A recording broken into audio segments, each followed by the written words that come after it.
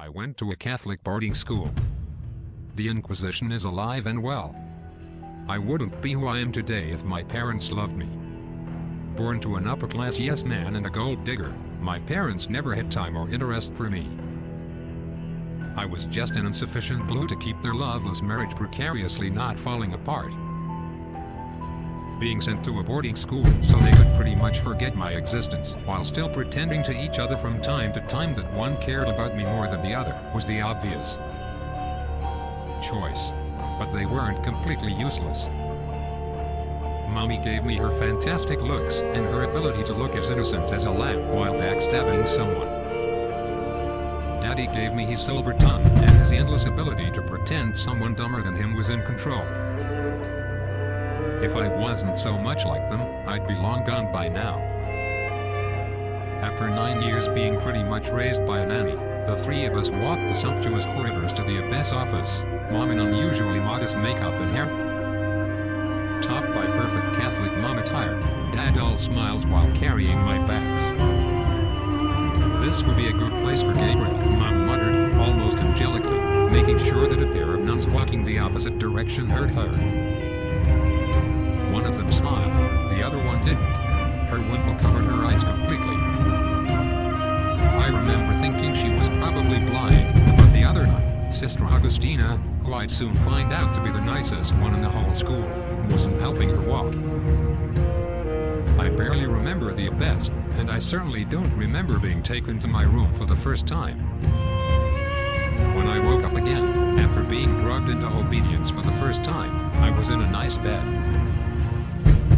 I looked around to see a beautiful room, with plenty of sunlight, and a pair of gentle brown eyes watching me with curiosity.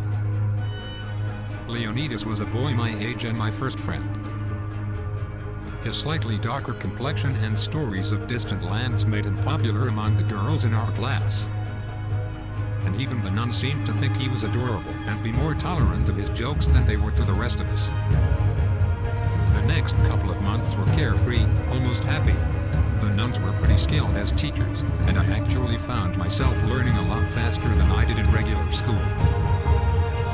The physical punishments were a reality, but they weren't applied haphazardly.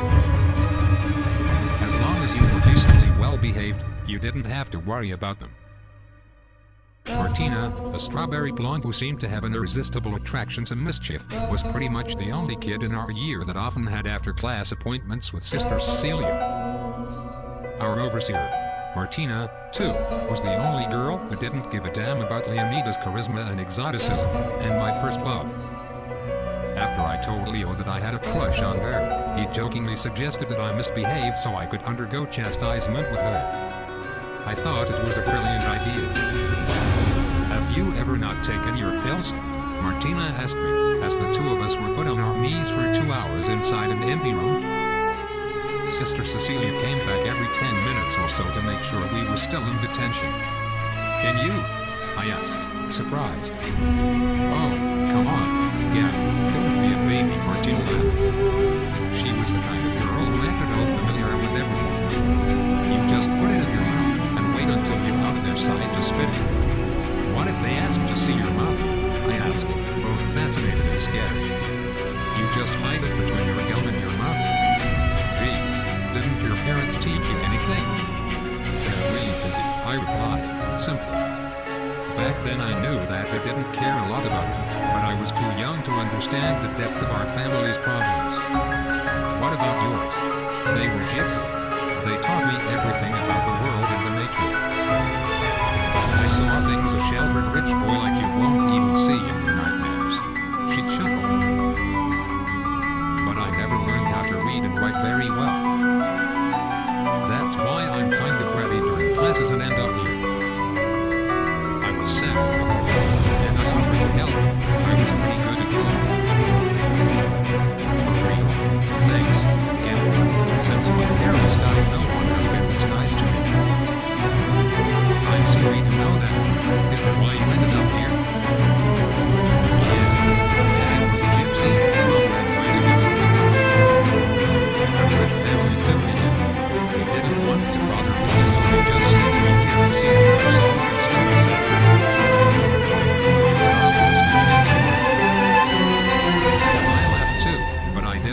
joke? The joke is that no soul can be saved since God abandoned us all.